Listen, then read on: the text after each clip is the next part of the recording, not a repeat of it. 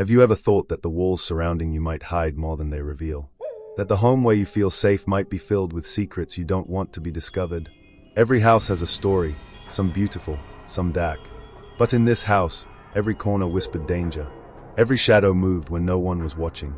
And every sound pulsed with life, as if something lived within the very walls. The story began like any ordinary day. A new house, a new beginning.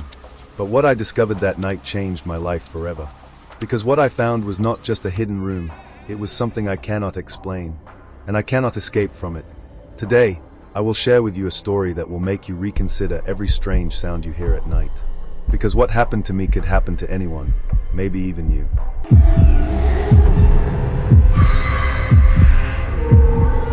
There are places in this world that hold secrets, dark, unspoken truths hidden beneath layers of paint and plaster.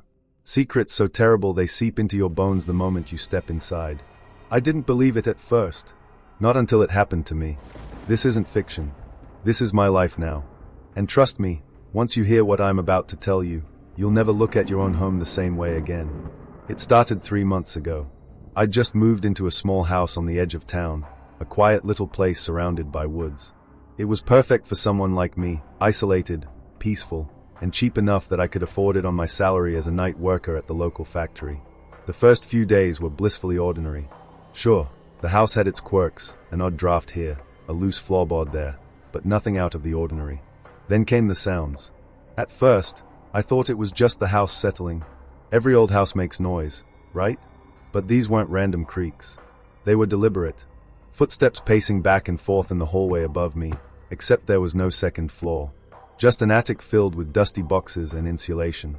I tried ignoring it, told myself it was stress, lack of sleep, anything but what it really was. But then one night, I woke up to something that made my blood run cold.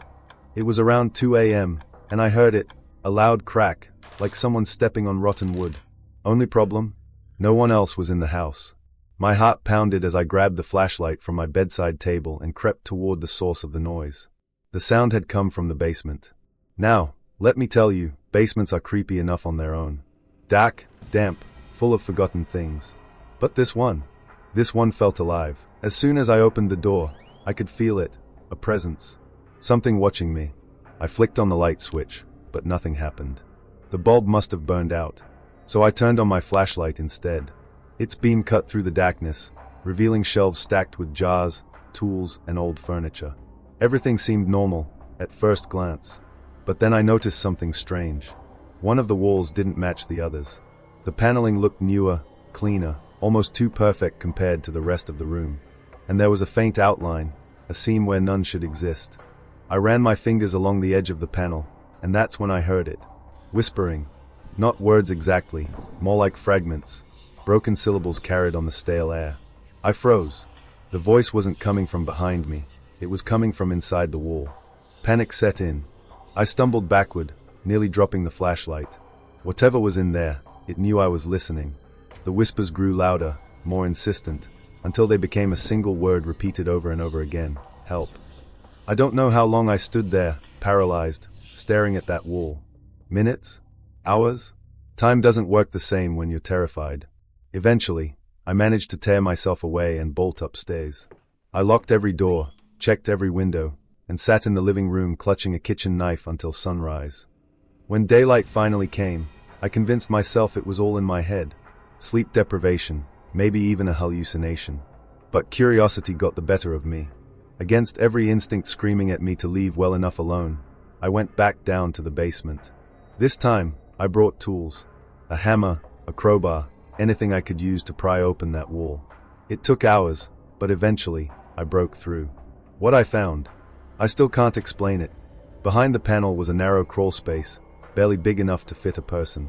Inside, there were remnants of someone's life, clothes, shoes, scraps of paper covered in frantic handwriting.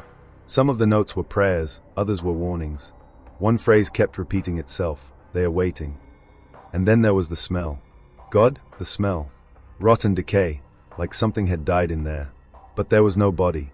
Nothing to explain what, or who, had been living in that hidden space. I called the police, of course. They searched the house top to bottom, dusted for fingerprints, asked questions I couldn't answer. But they found nothing. No evidence of foul play, no missing persons reports matching the items in the crawl space. After a few days, they closed the case. Said it was probably squatters or kids messing around. But I knew better, because the whispers didn't stop. If anything, they got worse. Louder. Closer. Sometimes, late at night, I swear I hear footsteps walking past my bedroom door. Other times, I catch glimpses of shadows moving in the corners of my vision. Shadows that aren't mine. Last week, I decided to sell the house. Packed up everything I owned and put it on the market. Buyers came and went, but none of them stayed long. Something about the place scared them off. Maybe they felt it too, the weight of whatever's trapped inside those walls. Then, just yesterday, I found another note. It wasn't in the crawl space this time. It was tucked under my pillow. Written in shaky handwriting, the same as before. Don't leave. They'll follow. I don't know who they are, or why they are here. All I know is that I can't escape them. Even if I move, even if I burn the house to the ground, I'll always wonder, am I running from them? Or leading them straight to someone else?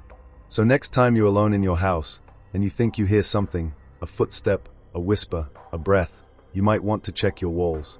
Because sometimes, the scariest things aren't ghosts or monsters. Sometimes, they are people. And sometimes, they are still watching.